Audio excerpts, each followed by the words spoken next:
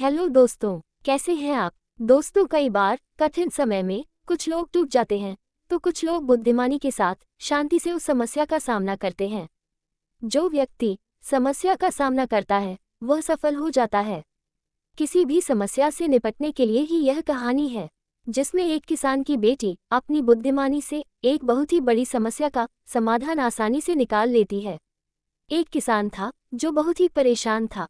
इसका कारण ये था कि इस वर्ष भी वर्षा न होने के कारण वह साहूकार का कर्जा चुका नहीं पाया था और अब नई फसल के लिए भी उसके पास धन भी नहीं था।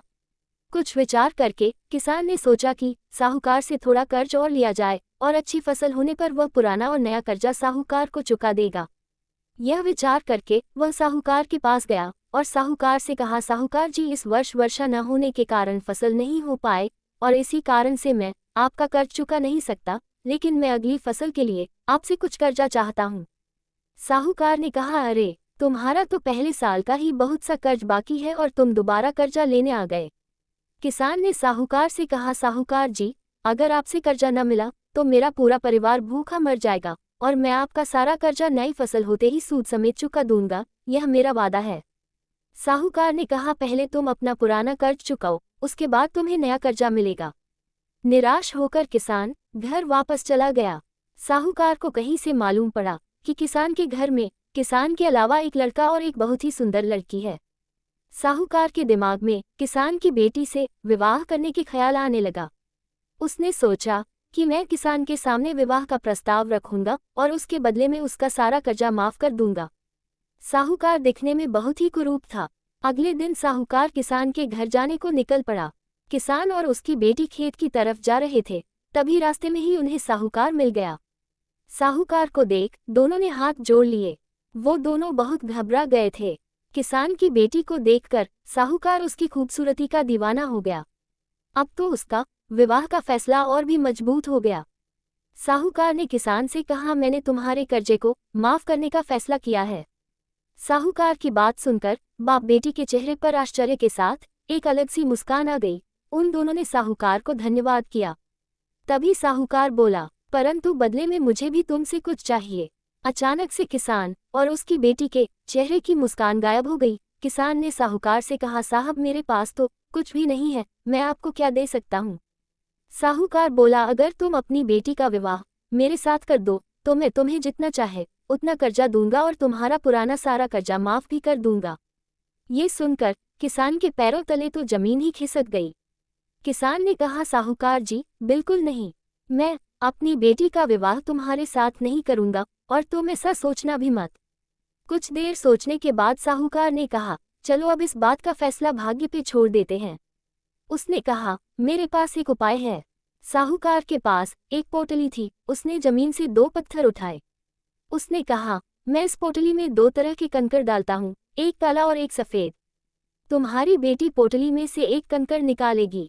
अगर उसने काला कंकड़ निकाला तो तुम्हें उसका विवाह मेरे साथ ही करना होगा और मैं तुम्हारा सारा कर्जा माफ कर दूंगा। अगर तुम्हारी बेटी ने सफेद कंकड़ निकाला तो उसे मुझसे विवाह नहीं करना होगा और तुम्हारा सारा कर्जा भी मैं माफ कर दूंगा। लेकिन अगर तुम्हारी पुत्री ने इस पोटली से कंकड़ निकालने से मना कर दिया तो तुम्हें जेल जाना होगा और तुम्हारी बेटी का विवाह भी मुझसे करना होगा। किसान की बेटी साहूकार की सारी बातें ध्यान से सुन रही थी। किसान कुछ देर सोचने लगा कि अब क्या किया जाए। इसी बीच साहूकार ने छल से पोटली में दोनों ही काले रंग के कंकड़ डाल दिए, लेकिन उसे ऐसा करते हुए किसान की बेटी ने देख लिया। साहूकार ने किसान की बेटी से कहा, अब तुम इस पोटली से एक कंकड़ निकालो।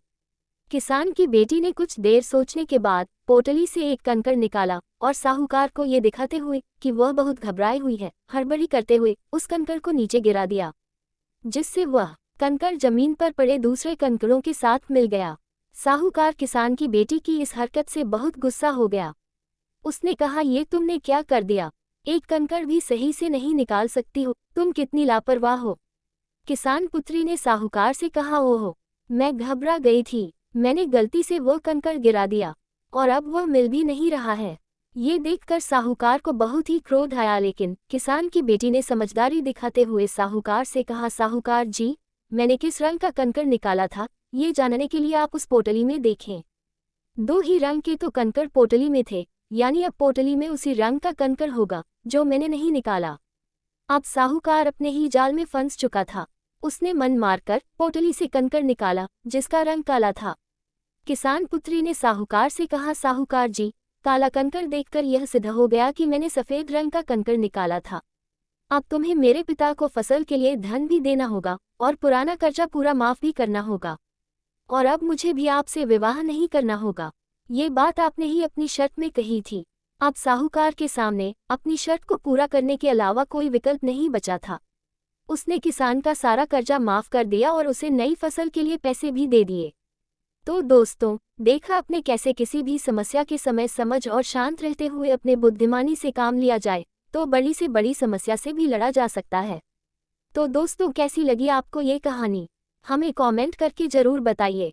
आपके कमेंट भी हमें आप तक और नई कहानी पहुंचाने के लिए मोटिवेट करते हैं।